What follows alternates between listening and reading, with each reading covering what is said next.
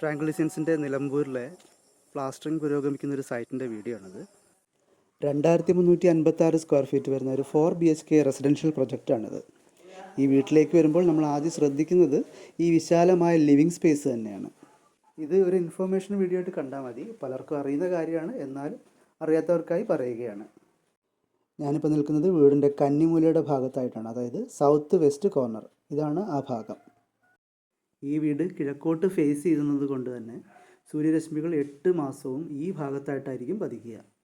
ഉച്ചയ്ക്ക് ശേഷം സാധാരണ കേരളത്തിൽ അനുഭവിക്കുന്ന ചൂടിൻ്റെ കാര്യം അറിയാമല്ലോ. അത് കൂടുതലായിട്ടും ഈ 2 വശങ്ങളിലും, അതായത് പടിഞ്ഞാറ് വശത്തും തെക്ക് വശത്തുമായിട്ടാണ് കൂടുതലായിട്ട് അടിക്കുക. അതുകൊണ്ട് തന്നെ നല്ല രീതിയിൽ ഷെയ്ഡ് കൊടുക്കണം. കേരളത്തിലായതുകൊണ്ട് തന്നെ തെക്ക് പടിഞ്ഞാറ് ഭാഗത്ത് നിന്ന് വരുന്ന കാറ്റ്, അതായത് തണുത്ത കാറ്റ്, ഈ 2 ഭാഗത്തു നിന്നായിരിക്കും ഈ വീട്ടിലേക്ക് പ്രവേശിക്കുക. ഈ വീടിൻ്റെ കന്നിമൂലയിലായിട്ടാണ് ഈ ബെഡ്റൂം സ്ഥിതി ചെയ്യുന്നത്. ഈ വീട് പ്ലാൻ ചെയ്യുമ്പോൾ തന്നെ ഈ 4 ബെഡ്റൂം, ഈ വീട്ടിലെ 4 ബെഡ്റൂമും ഈ ഒരു സൗത്ത് സൈഡിലായിട്ടാണ് നമ്മൾ വെച്ചിട്ടുള്ളത്. ബെഡ്റൂം ആയതുകൊണ്ട് തന്നെ പകൽ സമയത്ത് നമ്മൾ കൂടുതൽ ഈ സ്ഥലത്ത് ഇരിക്കാറില്ല.